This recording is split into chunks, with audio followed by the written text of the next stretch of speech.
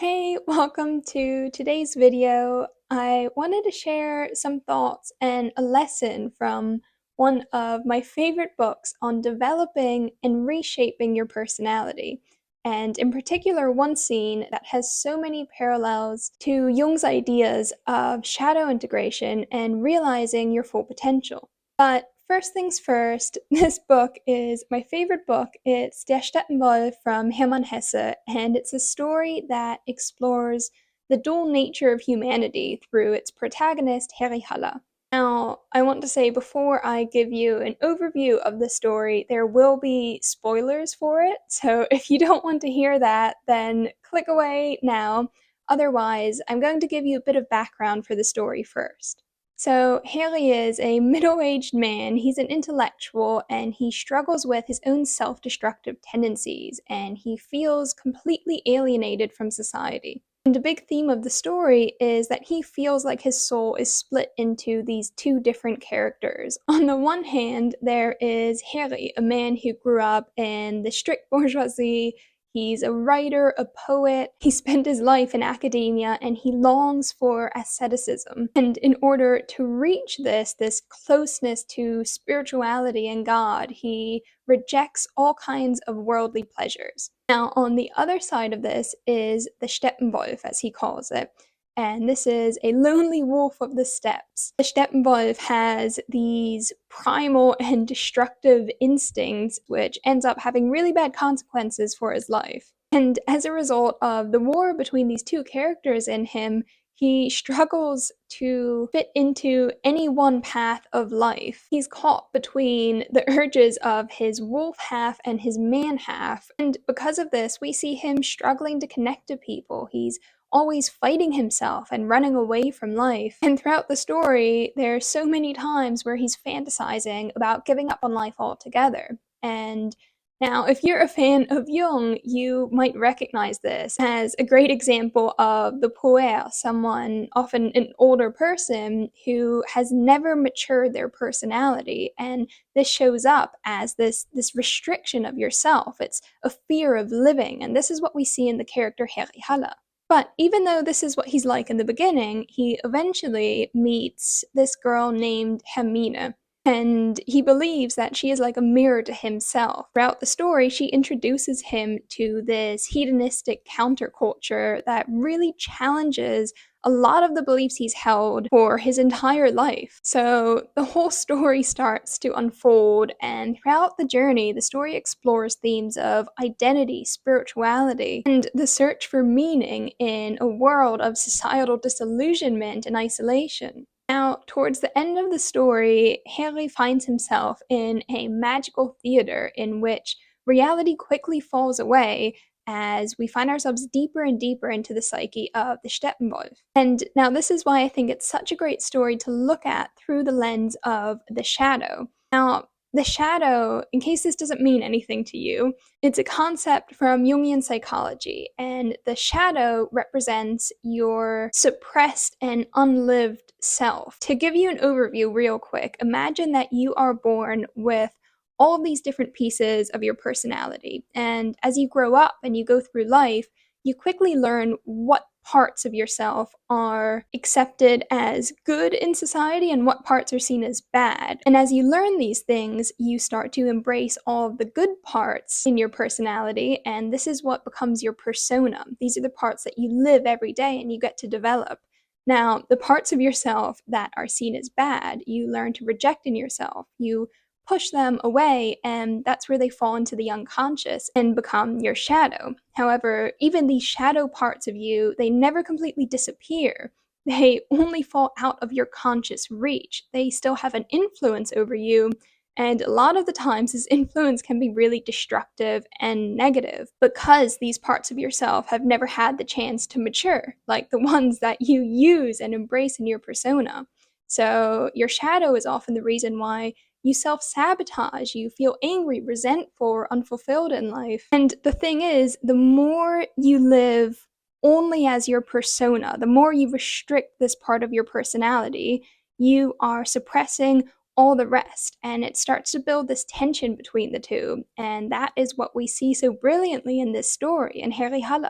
You can almost think of it like a scale, and the more you reject in your personality, the more falls into your shadow, the greater its influence becomes. And you'll start to really feel this tension. Just like the Steppenwolf, you'll find yourself in a hopeless war between these two sides of your personality. However, throughout the story, Harry learns that this separation of his personality into two characters is actually a very naive and oversimplified view of things. In fact, the personality is made up of thousands and thousands of different fragments of yourself, and they have all reached different ages, or as Jung might say, different levels of maturity. In the book, there's a scene where Hermine and Harry are talking, and Harry, who has never danced in his whole life and completely refuses to do it because he says he's not a dancer, and she says how the intellectual Harry is already 100 years old, but dancer Harry is only a little child because he's never lived this part of himself. And by engaging with this aspect of his personality, he can allow it to mature. He can start to develop it and allow it to grow up. And just a thought on this, I think we so often avoid parts of ourselves, parts of our personality, because we compare them to the parts of us that we live and we've developed so much. If you've spent your whole life developing this one piece, this one fragment of your personality, you're going to compare all the other pieces to it. And then you might think, well, this isn't as developed as my persona. Why would I use that? Just like Harry, who doesn't want to dance because he's not good in it. He'll feel embarrassed if he does. He doesn't see it as a part of himself. So he rejects it. He refuses to engage in it. But what kind of life is that? It's so one-sided and narrow, and throughout the story, that's what he starts to feel in this restriction of his personality. And I think this is such an interesting way to look at it because he's narrowed his whole personality down to such a small fragment or image, and it makes him miserable. He can't allow himself to do anything outside of that. So he believes life has nothing left to offer him. He feels broken. He feels out of place. He feels stuck in himself. But really, he's stifled. He needs new sources of creativity in his personality, but he doesn't realize this yet. So later on, he enters this magical theater, and you can make of it what you will, but it's kind of suggested that he has this crazy trip where he goes within and explores all of these different archetypes, memories, and aspects of himself. And one of the rooms in this theater is called Guidance in the Building Up of the Personality. And as he enters the room, he sees a man sitting down cross-legged in front of a chessboard, and this man invites him to play a game. Harry agrees, and when the man asks him for his pieces, he looks into a mirror and he sees himself fall apart into thousands of different versions of himself. Some of them are young, some of them are old. They're all sorts, and the man ends up taking a dozen of these small figures and sets them on the board to play. Now, I want to read you a bit from this scene where the man explains how to play what he calls the game of life. So, the man goes on to explain, "The mistaken and unhappy notion that a man is an enduring unity is known to you. It is also known to you that man consists of a multitude of souls, of numerous selves. The separation of the unity of the personality into these numerous pieces passes for madness. Science has invented the name schizomania for it. Science is in this so far right, as no multiplicity may be dealt with unless there be a series, a certain order and grouping. It is wrong insofar as it holds that one only and binding and lifelong order is possible for the multiplicity of subordinate selves. Hence, it is that we supplement the imperfect psychology of science by the conception that we call the art of building up the soul. We demonstrate to anyone whose soul has fallen to pieces that he can rearrange these pieces of a previous self in what order he pleases, and so attain to an endless multiplicity of moves in the game. As the playwright shapes a drama from a handful of characters, so do we from the pieces of the disintegrated self build up ever new groups, with ever new interplay and suspense, and new situations that are externally inexhaustible. Look, With the sure and silent touch of his clever fingers, he took hold of my pieces, all the old men and young men and children and women, cheerful and sad, strong and weak, nimble and clumsy, and swiftly arranged them on his board for a game. At once they formed themselves into groups and families, games and battles, friendships and enmities, making a small world.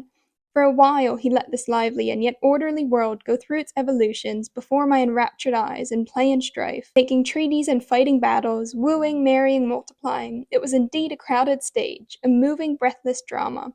Then he passed his hand swiftly over the board and gently swept all the pieces into a heap, and meditatively, with an artist's skill, made up a new game of the same pieces, with quite other groupings, relationships, and entanglements. The second game had an affinity with the first. It was the same world, built of the same material, but the key was different, the time changed, the motive was differently given out, and the situations differently presented.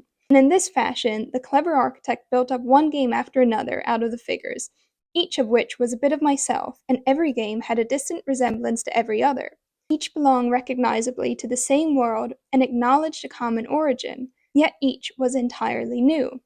"This is the art of life," he said dreamily. "You may yourself as an artist develop the game of your life and lend it animation. You may complicate and enrich it as you please. It lies in your hands. Just as madness, in a higher sense, is the beginning of all wisdom, so is schizophrenia the beginning of all art and fantasy. Here, take your little pieces away with you. The game will often give you pleasure. The piece that today grew to the proportions of an intolerable bugbear, you will degrade tomorrow to a mere lay figure. I wish you much pleasure, my dear sir." I bowed low in gratitude to the gifted chess player, put the little pieces in my pocket, and withdrew through the narrow door. Now, I want to bring this back to Jung, whose idea of the psyche is that we are roughly split into our conscious persona, which is what we embrace as good and socially acceptable in our personality, and our unconscious shadow, which is what we suppress as bad. It's the things we reject in our personality. And now, in the story, we see this with Harry, who is raised to be an intellectual. He's supposed to be a role model in society. And this other half of him, the Steppenwolf, who has all of his primal urges and instincts and a very destructive like personality. And while these are two aspects of himself, it's much more complex than that. It's not a war between these two sides of himself. Instead, they're each made up of clusters of all these little fragments of his personality. And this is what's so fascinating because, just as Jung says, the shadow isn't bad. In fact, it's one of the best things because it's an endless source of new energy and inspiration for the personality. It constantly brings about change, and whether that change is for the better or worse, that's up to you. But it's like how the man in the chess room describes the game of life being about letting these different players interact with each other, take different developments and grow the personality, and then you mix it all up and you do it again. And I mean, I think that's an amazing way to look at this dynamic in the psyche because there are all these different parts of yourself, all these little fragments of your personality, and they're constantly interacting with each other, at times taking a supportive role, at other times creating conflicts. But it's constant change and growth. The only truly bad thing for the psyche is stagnation, a lack of these new energies and creativity, and this is exactly what Harry was struggling with because he was so restricted in this one-sided persona. And the more he stuck to this one image of himself and avoided everything that lied outside of that, the more he was suppressing that was a part of him. And that's how this wolf half of himself was growing and becoming stronger and sabotaging everything he would attempt to build for himself in his life. He could find no other way. He felt stuck. He felt unable to change. He felt like a lost cause. And I think this can be so relatable for a lot of people, and this is why it's one of my favorite books. But even though I find the story has a very mocking tone towards Harry as the Steppenwolf, it holds such a simple yet incredible lesson, which you will also have heard from Jung. It's that we must explore ourselves and keep doing so. If we don't, our lives become living deaths. So if you feel restricted by who you are, by your personality, you feel like it's dried up, you feel stuck in it, you want to change yourself, then simply play with a different piece of your personality. You must recognize that you are not any one piece. You are the sum of infinite pieces and fragments of your personality. They're all distinct to you, and you can choose any handful to play the game with. And it'll still be recognizable as you, but you can play it in so many different ways, and you can only develop your pieces by playing them. I think you can actually think of it a bit like a game of chess, and I know this is going to be horribly simplified, but imagine your conscious and unconscious self positioned across from each other on the board. And now, if you only ever play a single piece, you will never get to develop your other pieces. They will be taken by the other side, and the balance will start to tip against you. This is a lot like the relationship between the persona and shadow, and why it's important to develop multiple of these conscious pieces of your personality. Even better if you can pull them from the shadow and integrate them into your conscious personality. So I know this might still all sound a bit intangible, and you might wonder, how do you actually do this? What does this look like? So I want to give you an example from the book. When Harry first meets Hermine, she invites him to dance, and he refuses because he says he's not a dancer, he's never learned how to do it, he's too old to, it's just not who he is. But eventually he gives in, and at his age, he starts taking dance lessons, and then he goes to a ball, and he starts to have all these new experiences and finds new joys in his life that he never imagined he still could. It opened up a door to new inspiration for his life. And this is exactly what it looks like to explore different parts of your personality. And exploring these different sides to yourself doesn't mean abandoning who you are. Of course, you want to stick to this one piece you're playing or living as because you've spent so much time developing it. It's probably your best piece, but it's not much of a game if you only have a single piece. And you will find new joys and inspiration by exploring different pieces, and maybe with time you can bring them together and start to have more of a whole. It's the same principle as shadow integration, where you're reintroducing these suppressed parts of your personality and you make them conscious, you develop them and allow them to mature, where you can start to use them intentionally. Because otherwise, you will experience your shadow in life as A, what you can't do, just like Harry in dancing, or B, where you act out in destructive ways. This is like his Steppenwolf side.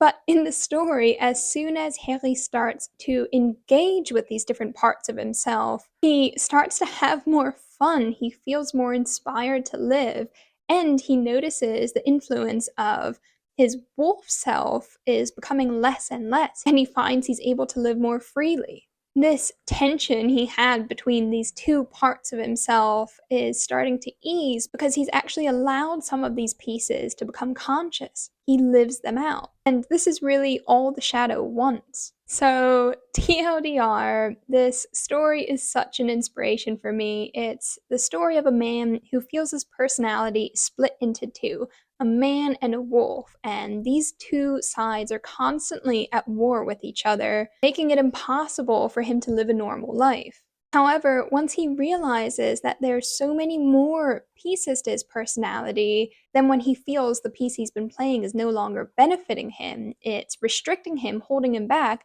he can simply swap it out for another and play a new game. He can see what life paths it takes him down, and like the man said in the story, in the next game he can demote the piece he's been playing with so far to a side character and choose a different one to focus on this time around. They're all still a part of him, but you can rearrange them in so many different ways that an entirely new game is created each time, and this is the experience of life. This is where you find growth and even joy in it. And here's the thing, you can do this too. If you feel like your persona is no longer serving you, you feel stuck in this specific mask, you feel like there's this unbearable tension inside of you and like your shadow's controlling your life, then simply mix up the pieces. And I know this sounds so simple, but it really is. That doesn't mean that it's easy or comfortable, but it is simple. So the lesson is to explore these different parts of yourselves. You can follow desires you may have suppressed, obviously, as long as they're not harmful. Go and seek new experiences, meet new people. Just like with Hermine, other people can always act as a mirror to yourself, and they may show you different parts of yourself that you usually don't interact with. They're an opportunity to develop these different sides of yourself. So you can try something entirely different and see what surfaces for you. You can mix up the pieces and play a new game. And the thing is, if you're unhappy, you don't have to change your whole self at once. You can simply grab a different piece of your personality and play with that for a while, see where it takes you.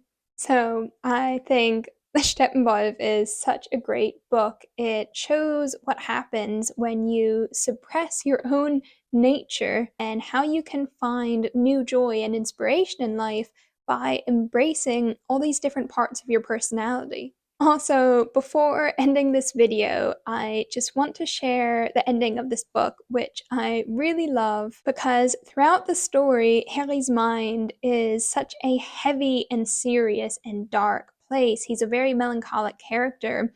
And at the end, the advice he gets is simply to learn to laugh about himself, to laugh at life. And knowing that so much of this story was Hesse's own experience and inner struggle, I just really love the lightness of it. It's a really comforting story, and I hope it feels that way for you too. So I'll write the book in the description of this video if you want to check it out. I definitely recommend it. It's my favorite book, and I'd love to hear your thoughts on this too. But thank you so much for watching. I hope you enjoyed this video, and I'll see you next time.